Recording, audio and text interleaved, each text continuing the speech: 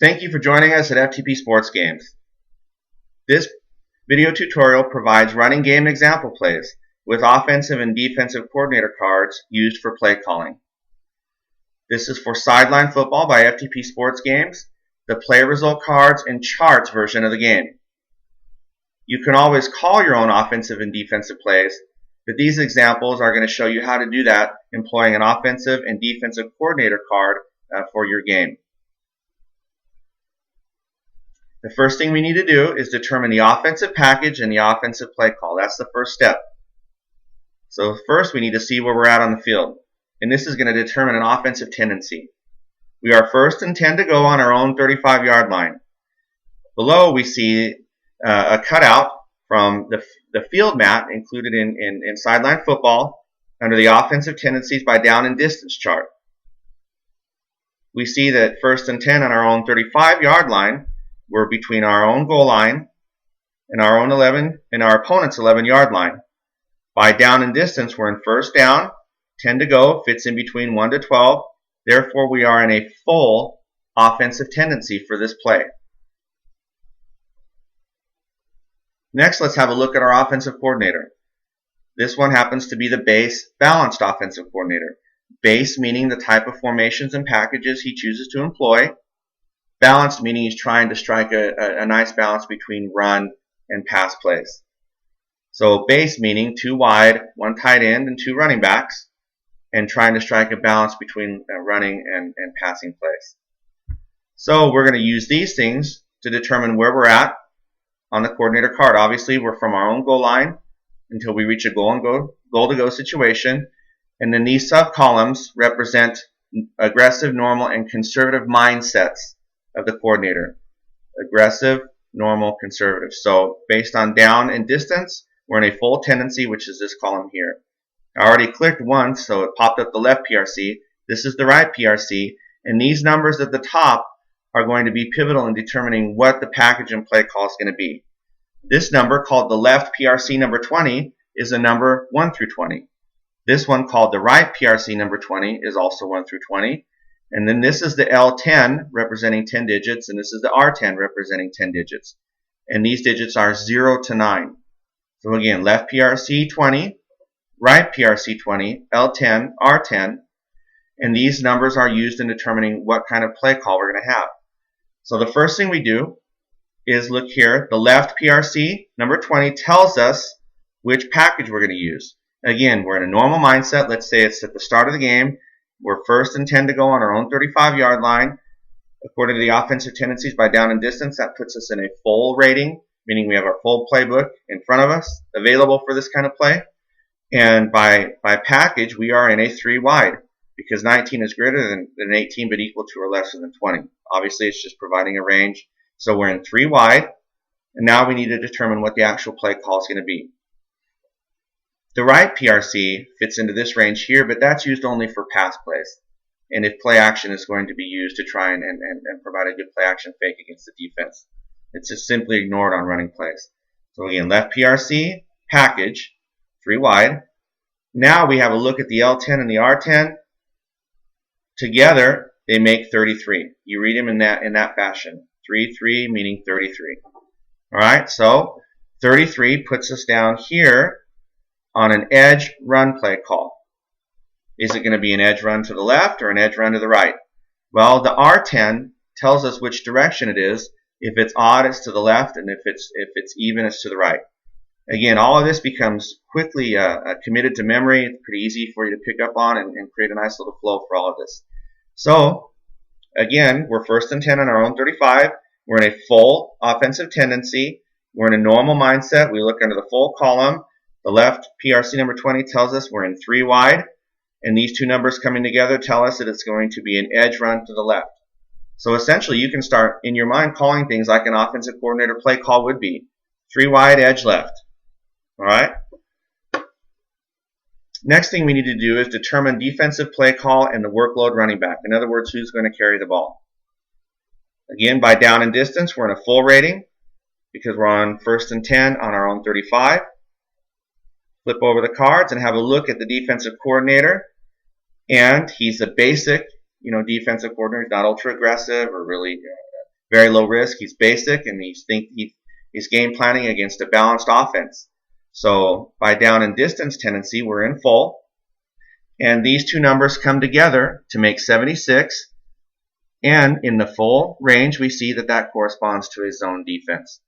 So the offense was 3 wide edge left. The defense responds by being in a zone defense. And now we're going to determine who gets the carry. This target color here, whether it's green, blue, yellow, red, or white with black lettering, tells you what the color is going to be for the workload running back. This one's green. That means that whichever running back has the green workload player mat underneath him, he's going to be the running back on the play. So again, offense, 3 wide edge left, defense zone, and the ball carrier is going to be the green workload running back. So now we move on to the snap of the ball. We draw our cards, and up here is going to tell us if it's going to be a snap, just a normal snap for the play, or if something is possible pre-snap. In the directions, it covers it very explicitly as to what's possible on a pre-snap play: false starts, offsides, maybe a fumbled exchange between the center and the guard, maybe the QB has a chance to draw the offense offsides, etc. For this play, however, we just move on to the snap of the ball. And as soon as we snap it, we take these two numbers here, and we're going to have a look at the game center chart. Again, the game center chart is the primary chart that drives all gameplay on plays from scrimmage. The vast majority of plays is resolved with the play result cards, the game center chart, and then whatever individual player cards from the teams is called upon to find a result. Long gains on breakaways, penalties, and turnovers. Those all come from supplemental charts, and they're not going to be covered right here. But again, the game center chart, that's the main chart that drives most action from plays from scrimmage.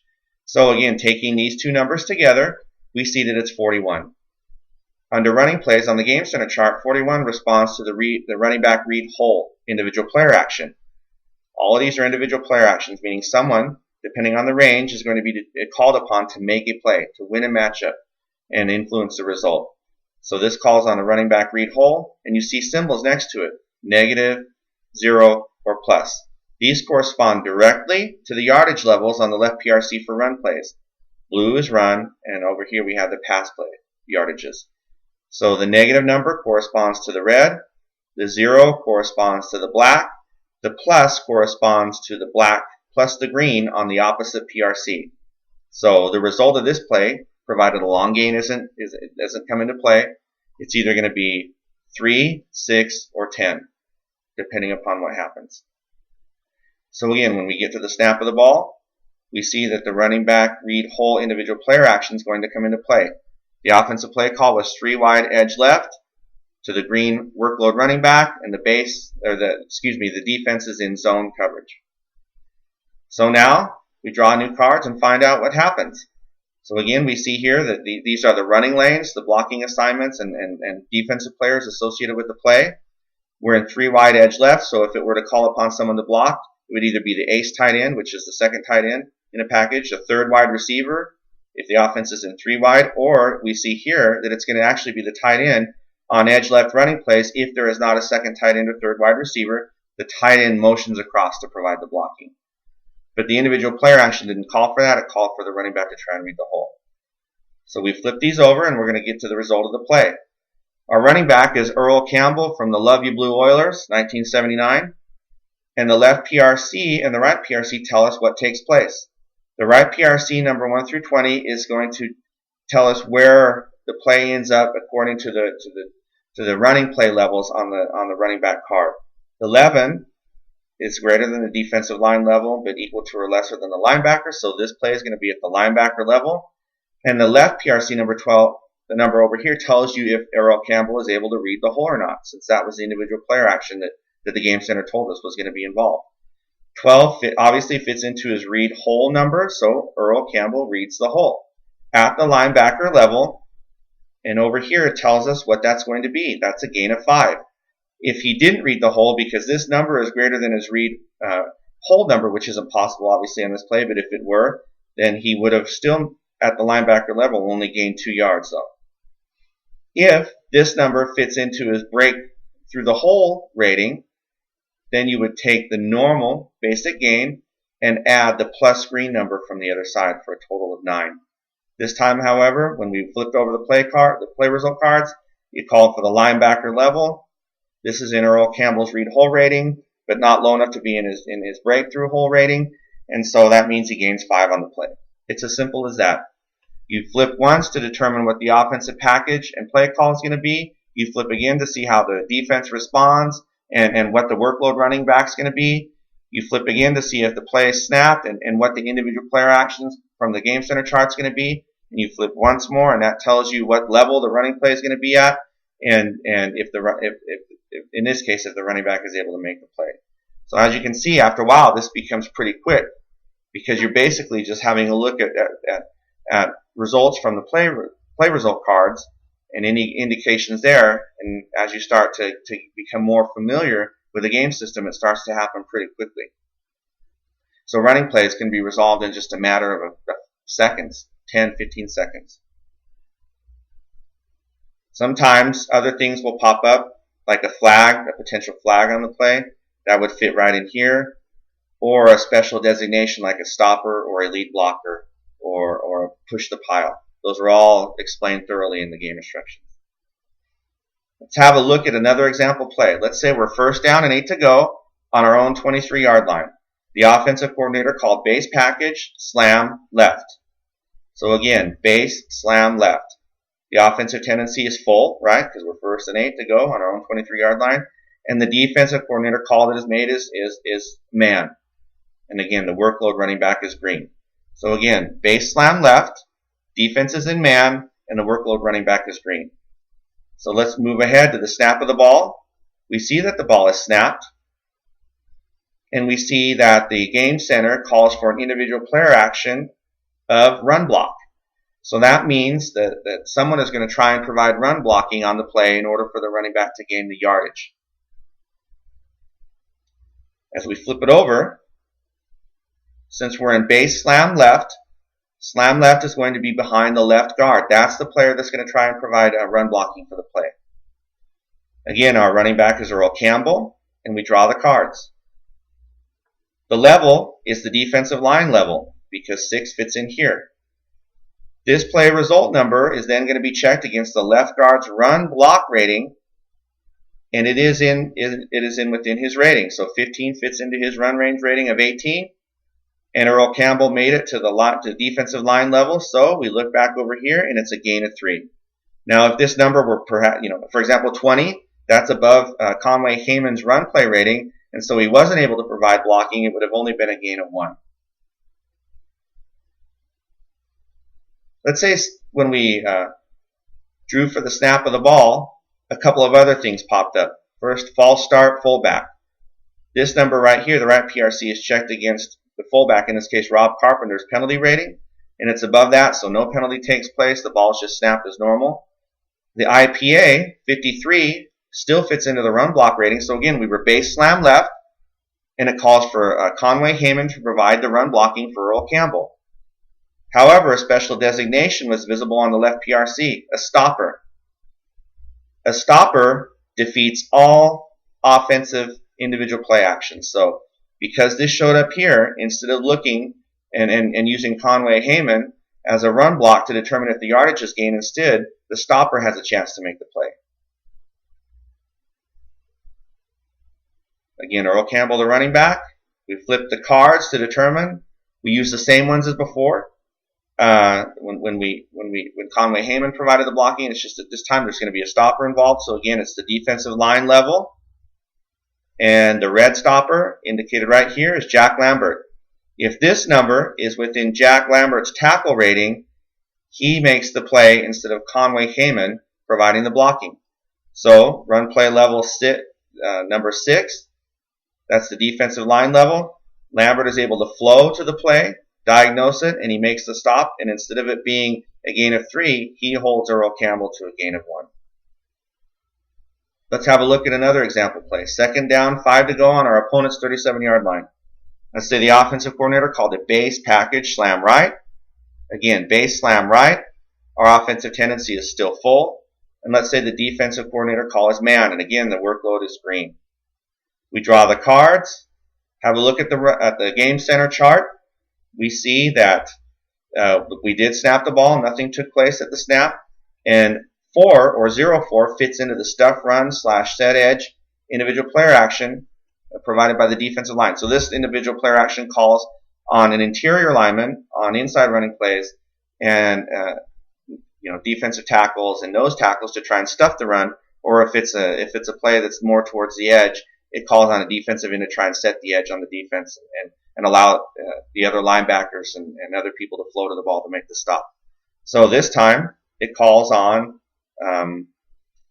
for a base package slam right. It calls on a defensive tackle to try and stuff the run. Who's that going to be? Well, again, it's base slam right. So at the defensive line level, that's going to be a left defensive tackle. Earl Campbell's the running back. We flip the cards, and the defensive tackle is Joe Green. So the level is no gain. This number, we fit it into Joe Green's play run rating, and he does make the play. So at the no gain level, which is not listed here because no gains are just a gain of 0, right? So if he happens to make the play and hold Earl Campbell to something lesser than 0, well, that's a loss on the play, and you would refer to the loss number. The instructions provide further insight into when a bigger loss is possible on a play. So again, it was base slam right, green workload. The IPA at the snap of the ball called on someone to try and stuff the run, and because it was a slam right, that's the left defensive tackle. We flip the cards. It's at Earl Campbell's no gain level, and Joe Green is able to make the play, holding Earl Campbell to a loss of 1.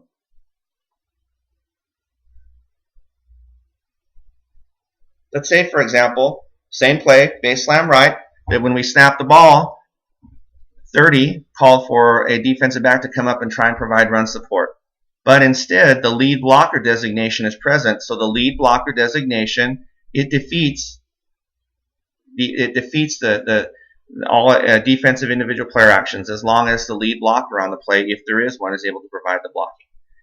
So because it's a base slam right, we do have a fullback in the game, Rob Carpenter, and the lead block number fits inside of his run block rating. So we flipped the cards, and because Rob Carpenter provided run blocking, again, these are the same cards that we used when we found out that Joe Green stuffed Earl Campbell. This time, because the 1 through 100 number at the snap of the ball called on a defensive back to try and provide run support, but Rob Carpenter was in on the play as a fullback, and he provided good lead blocking, and Earl Campbell did, in fact, make it to no gain. Right? So the lead blocker, Rob Carpenter, defeated all defensive IPAs, and he was able to provide sufficient enough blocking for Earl Campbell to at least make it back to the line of scrimmage for no gain. So it's as simple as that. Draw once, that's the offensive package and play call. Draw again, that gives you the defensive call and the workload running back. You draw again to snap the ball, determine what the individual player action is going to be from the game center chart, or if something else like a stopper or a lead blocker comes into play, and then you flip another card again to determine what level the play is going to be at and whether the play is made by whatever the individual player action was associated with the game center chart. Again, there's also different things happen depending on the type of play call. If there's a box safety involved, if the defensive coordinator called for a box safety, if the left PRC number that you use to determine the result of the play fits into the box safety's play run rating, you simply drop one level, like from the defensive secondary level down to the linebacker, or the linebacker down to the defensive line. If the defensive coordinator called for a spy, you treat that spy just like a stopper, just like we saw Jack Lambert. If the defensive coordinator calls a blitz against an offensive run play call, if the individual player action calls on the offensive player to make the play, then the gamble didn't pay off for the defense. You immediately add one level. So if the level called for a defensive line level on the run play, you immediately move to the linebacker level. If the defense, if the game center calls for a defensive individual player action, however, and they make the play, they not only make the play for using the red number, the lower number for whatever level, you also drop one level as well. So if they blitzed and it was originally intended for the defensive secondary level, and they made the play, not only do they get the stop, but you drop from the defensive secondary down to the linebacker level. Again, thank you for joining us at FTP Sports Games. Hope this helps you kind of get a good feeling for how to call running plays and what takes place on each individual run play.